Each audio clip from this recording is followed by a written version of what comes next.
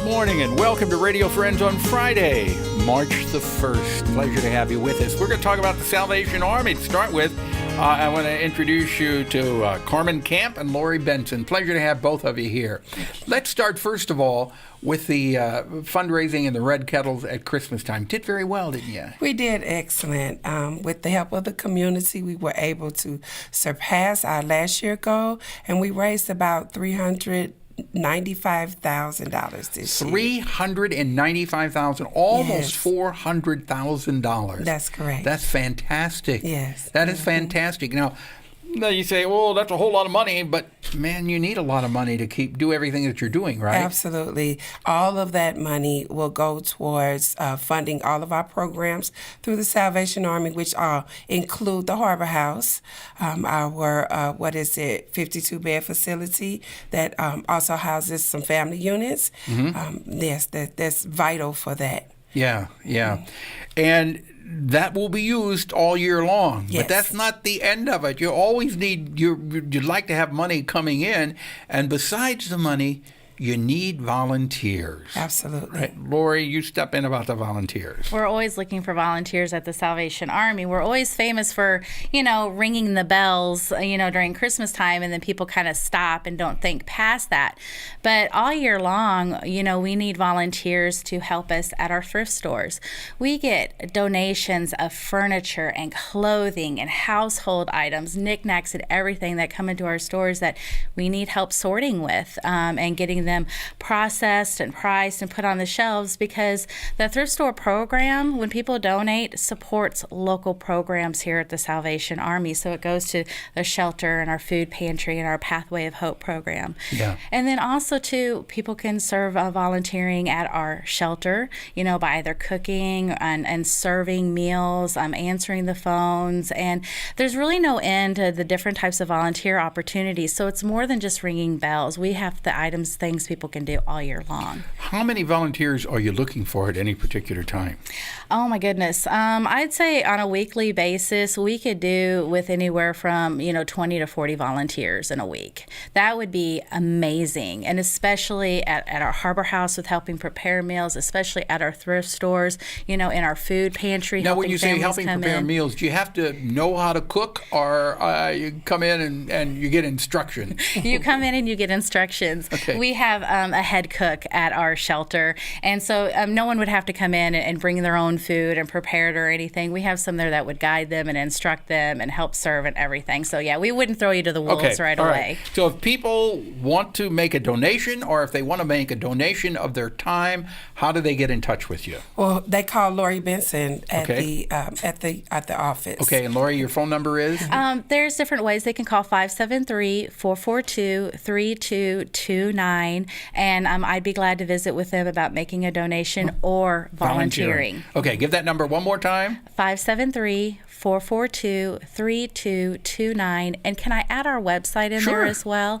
If they go to www.rocktheredkettlecomo.org, and if they go to our volunteer tab, there's actually a list of all of our volunteers and opportunities and descriptions, so they know what they're getting into. You got it all. Thank you so much for coming by. Thank you. Okay, now I want to introduce you to a good friend of mine, Dr. C.B. Chastain from the University of Missouri.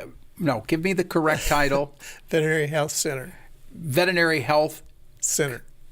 Yeah. Okay. It used to be University of Missouri Veterinary Hospital. Teaching hospital. Yeah, now it's changed, but it's still the same good care.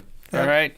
Now, CB, you wanted to talk today about pet food specifically, pet food that's being recalled.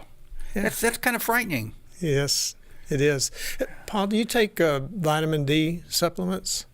Vitamin D? No, I used to when my ankle was healing, but I don't take vitamin D supplements anymore. Yeah, you probably get enough in milk because milk's fortified with vitamin D. But what if you didn't get enough vitamin D? Do you know what would happen? Your bones. Yeah, they get soft. Very soft. Rickets. And kind of, yeah, right. What if you took too much? Would that cause a problem? I thought your body fluffed off vitamin D. Does it not? It does not. It does not. It's a fat-soluble vitamin, so it's stored in the body for a long period of time. And its primary function is to help calcium be absorbed and then get deposited in bone. But if you have too much, the calcium will get deposited in other organs and damage those organs, especially the kidney. It can cause kidney damage. Stones. Okay. So you can get too much vitamin D. Right. And the reason I mention all that is that there's two sources of vitamin D. One is plant, it's mostly mushrooms, or it's animal sources, fish food, egg yolk, and liver. And so if dogs don't eat fish food, egg yolk, or liver, then the vitamin D has to be added to their dog food. Okay. And it's done that during routine processing in dog food.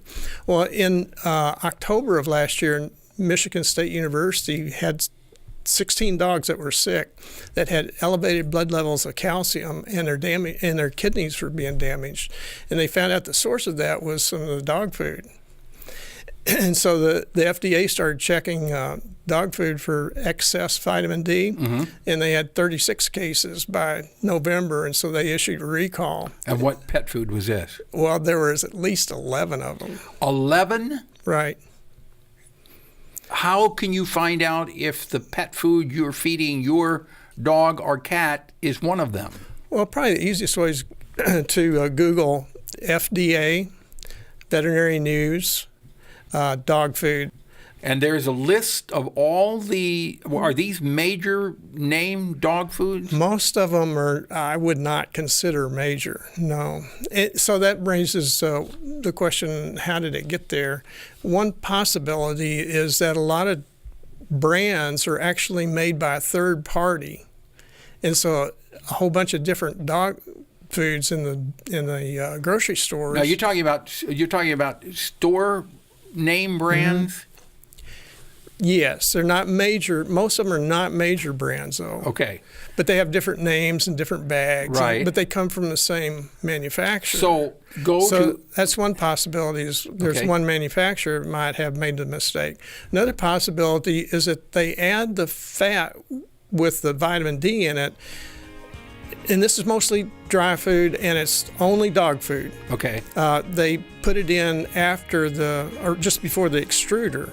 And so whoever the manufacturers got the vitamin D supplement from might have mixed All right. The best thing to do is go to FDA, Veterinary News, dog food. And there'll be a list of the dog food brands that have been recalled. That's important if you love your dog. We're out of time. Bye-bye.